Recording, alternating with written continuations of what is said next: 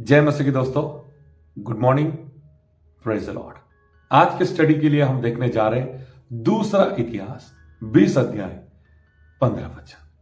मेरे प्रियो, कभी कभी हमारे जीवन में ऐसी परिस्थिति आती है जहां पर हम हार जाते हैं, जहां पर हम कुछ नहीं कर पाते हैं।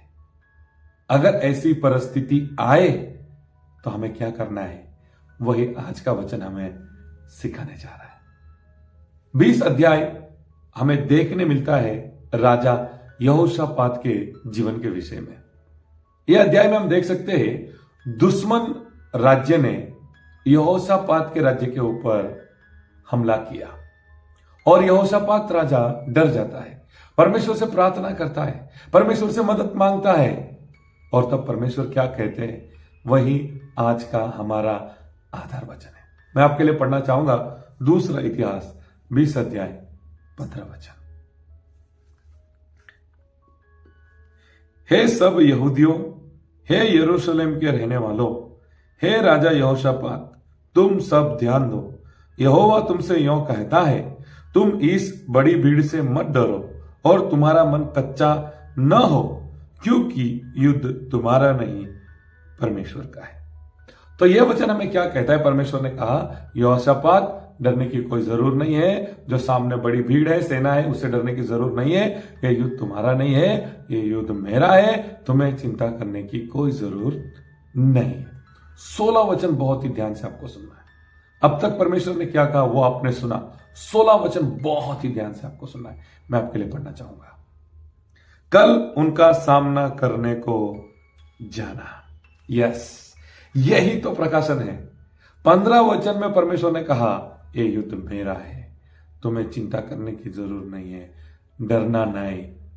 और 16 वचन में परमेश्वर क्या कहते, तुम युद्ध लड़ने के लिए जाना।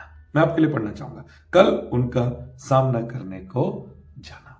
जब परमेश्वर युद्ध लड़ने वाले हैं तो यहोशापात को क्यों कहा उनका सामना करने जाना?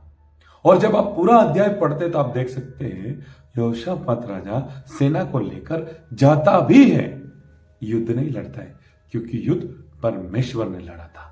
मेरे प्रियो, मैं आपको क्या कहना चाहता हूं, हमारे जीवन में ऐसी परिस्थितियां आती है जिनका हमें सामना करना पड़ता है।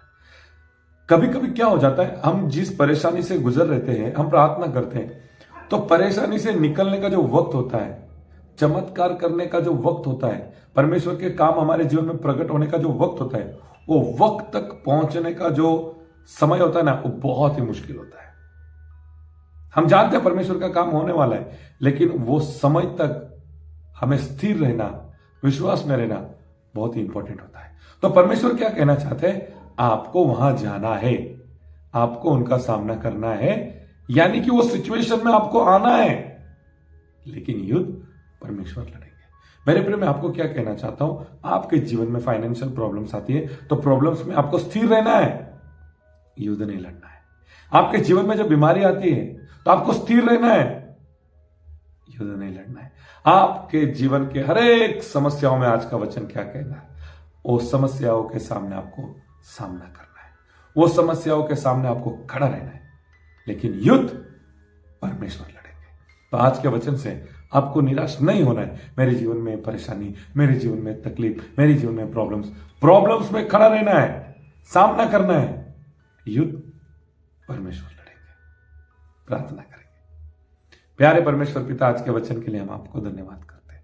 आज के वचन से हमने सीखा है हमें सामना करना है, हमें युद्ध भूमि में जाना है, हमें हर एक समस्याओं के आगे खड़ा रहना है, लेकिन युद्ध हमें नहीं करना है, हमें सिर्फ खड़ा रहना है, हमें विश्वास में खड़ा रहना है, हमें स्थिर रहना है, लेकिन युद्ध आप लड़ने वाले हैं। सभी भाई बहनों को आज के वचन से आप आशीष कीजिए, सभी भाई बहनों को आज के वचन से आप प्रोत्साहित कीजिए, क्योंकि युद्ध आप लड़ने वाले हैं। आज के दिन की हम शुरुआत करते हैं।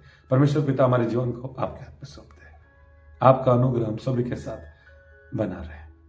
प्रार्थना प्रभु यीशु मसीह के सामर्थ्य नाम से मांगते हैं, आमीन। थैंक यू मेरे प्रियो, मैं आप सभी का धन्यवाद करता हूं। आपका कीमती समय आपने मॉर्निंग मन्ना मिनिस्ट्री में वचन के लिए दिया है। प्लीज वीडियो को आगे शेयर कीजिए। आज के वचन से परमेश्वर आप सभी को आशीष करें। God bless you. Have a nice day.